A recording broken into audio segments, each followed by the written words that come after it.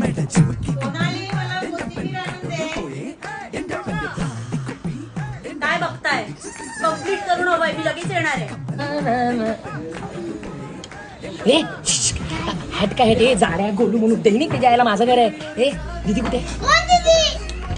अरे तुमची टीचर गेली. अरे मग इथे काय बसलाय? अरे एक महिन्याची सुट्टी पडली नाही, महिन्याची कसला अभ्यास करता? घरी पळा यायचं नाही आता. एक महिना डायरेक्ट गुड गुड सुट्टी सुट्टी.